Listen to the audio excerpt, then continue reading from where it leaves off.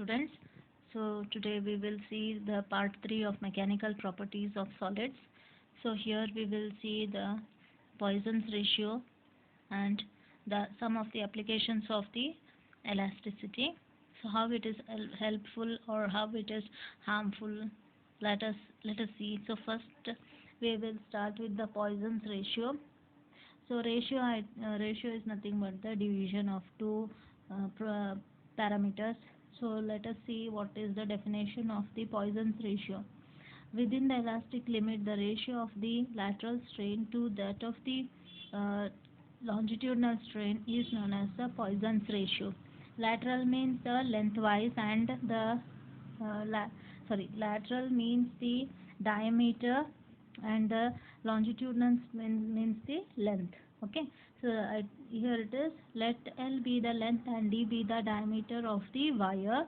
When the length increases by delta L, the diameter decreases by delta P. So as you put the load or when the stress is increased in the wire, the dimension or the diameter of the wire goes on diminishing, or it becomes very thin. Okay, so here it is given, it decreases. Okay, so it decreases. So this is known as the Poisson's ratio. Within the elastic limit, the ratio to the lateral strain to the longitudinal strain is known as the Poisson's ratio. It is denoted by sigma. Okay, and here is the equation: lateral strain by longitudinal strain, sigma equal to delta D by D upon delta L by L. So here what we can write, delta D by D into L by L, delta L. In actual practice, the value of sigma lies between 0.2 and 0.4. Now let us see the energy, elastic energy. So when the wire is stretched, some work is done by the internal restoring force. That means it resists the external deforming force by itself. So this is the work done by the internal energy of the wire is told as the elastic energy of the wire. It is known, so it is denoted by the letter U. So and once more I'll read here. When a wire is stretched, some work is done against the internal restoring force. This work done appears as elastic potential energy in the wire. It can be shown that the elastic potential energy U stored in the stretched wire is given by U equal to half into stress into strain into volume of the wire. That is, half into stress is F upon A into strain is delta L by L and volume is area into length. So that is A gets cancelled here, L gets cancelled. So what we have, half into F into delta L. So this is the elastic energy. So potential energy per unit volume is, when we divide, U equal to half into Young's modulus into strain square. Now this is the potential energy of the wire. Now let us see the applications of the elastic behavior. Thickness of metallic ropes used in cranes to lift and move heavy objects is decided on the basis of elastic limit of the material. So now if we want to lift a heavy object, then the rope which holds that heavy object should also have a good elastic limit. If it doesn't have, then it will break and fall. The heavy object which is lifted will fall, and it causes many dangerous situations, okay, or consequences will be formed. Hence the metallic ropes used in the cranes must be of good quality, and its elastic limit should be very nice. Okay, so therefore the thickness of the metallic ropes should be of good quality, and it should have the good elastic limit. Next, second one, any metallic part of the machinery is never subjected to a stress beyond the elastic limit of the material. So whatever the metallic part of the machine is, so if the machine is used to uh, lift any object, its elastic limit is to be it depends that much only the stress has to be applied, not more than that. How much it will be, how much it has the elastic limit, that within that limit only the it has to lift that heavy load or stress.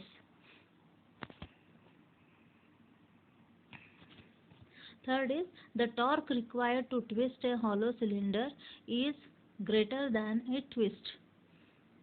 Okay, so torque is the rotating effect. So how much rotating effect is a hollow cylinder, then it should be greater than the twist, so that it comes to its original shape, to a solid cylinder of the same mass, length and material through some same angle. A hollow shaft is stronger than solid shaft made of same and equal material.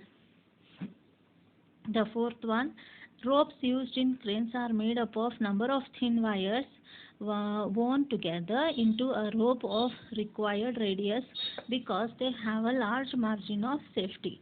So, instead of using only single wire, we can use the multiple wires and bound each other so that its elastic strength will be greater to lift the objects, and it is a good measure of safety.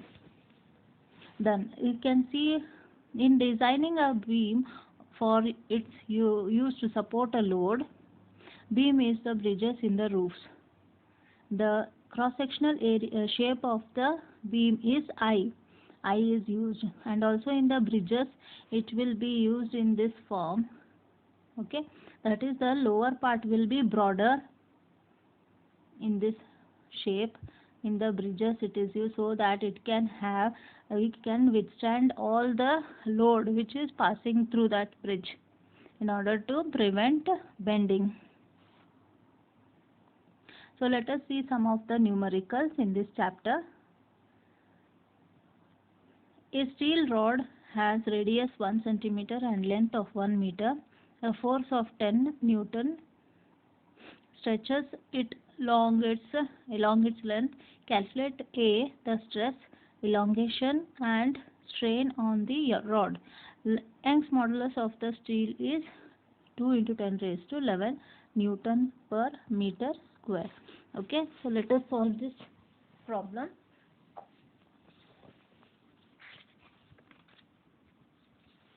So R is given.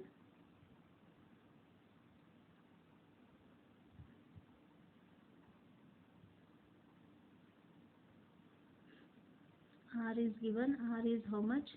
It is in it is centimeter. Let us convert into meter. That is 0.01 meter. And length is given. L is equal to 1 meter. And force is given. That is how much it is? 10 raised to 5 Newton. So Young's modulus is 2 into 10 raised to 11 for the steel. Okay, Newton per meter square. So first of all, what we have to calculate? A is stress.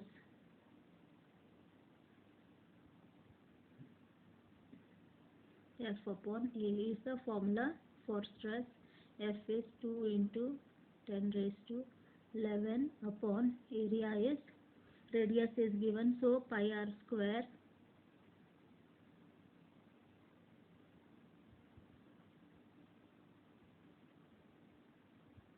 Pi r square equal to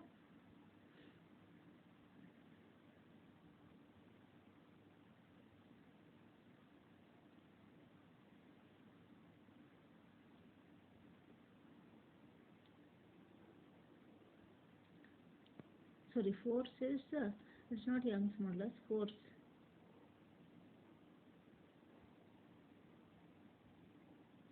So force is 10 raised to 5 upon area is 3 into 3.142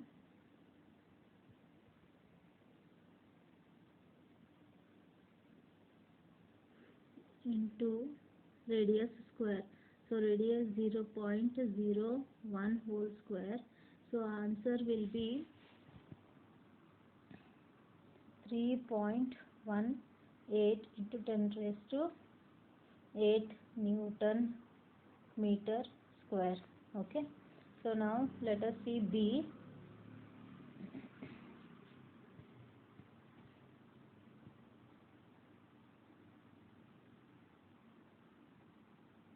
B is, we have to see the elongation, that is delta L.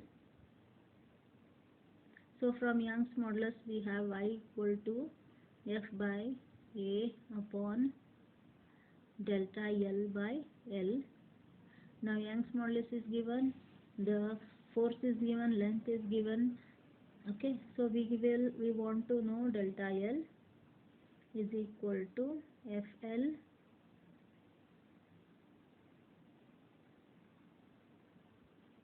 F into L upon area into Young's modulus. So when we substitute, we get 1.59 into 10 raised to minus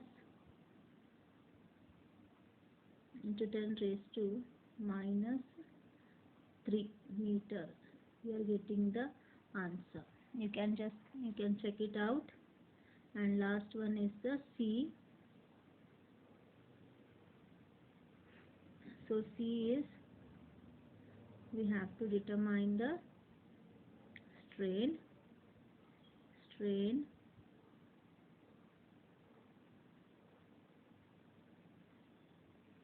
is equal to delta L upon L equal to, so delta L we have just found out, that is 1.59 into 10 raised to minus 3 upon L is 1 meter.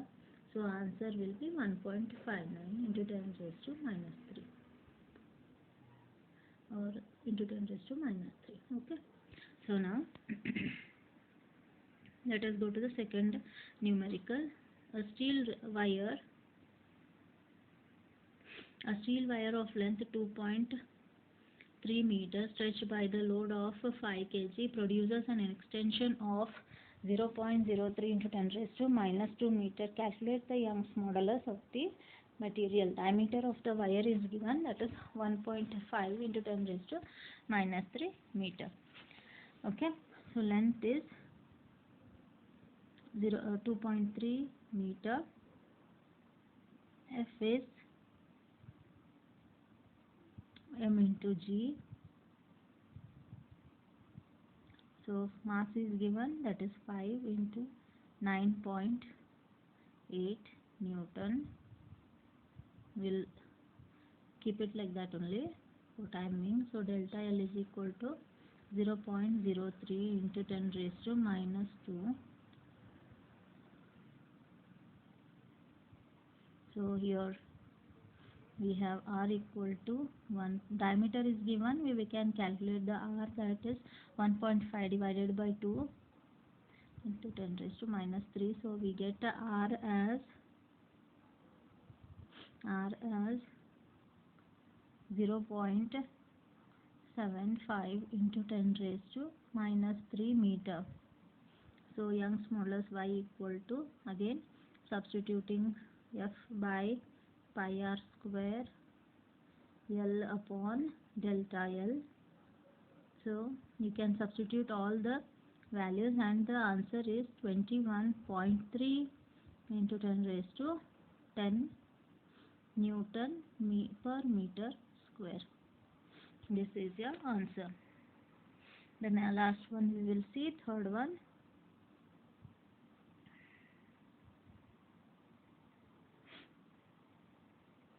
A steel wire of length 4.7 meter and cross-sectional area 3.0 into 10 raised to minus 5 meter square, stretches by a same amount as a copper wire of length 3.5 meter and cross-sectional area 4 into 10 raised to minus 5 meter square under a given load.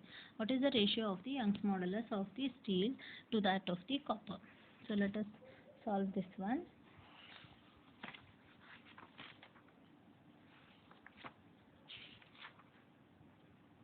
So for steel,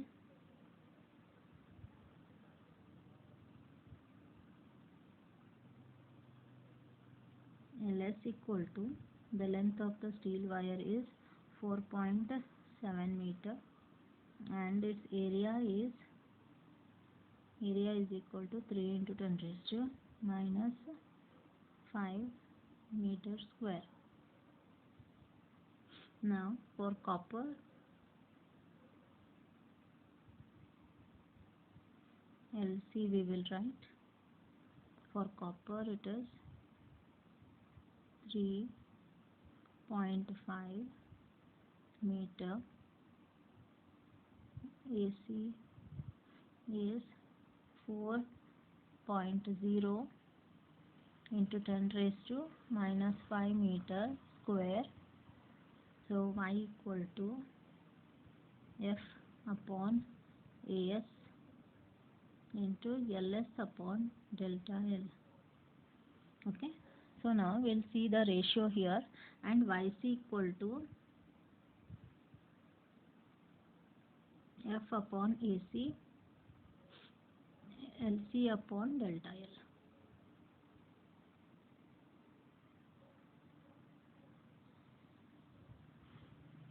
So we'll take the ratio here.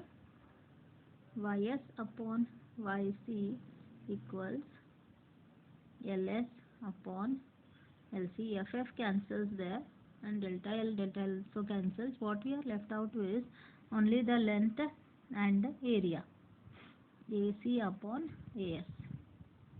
Okay.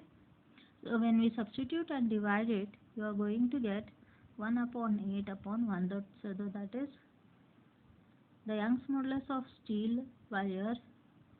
The ratio of the Young's modulus with the steel wire is 1.8:1. So thank you.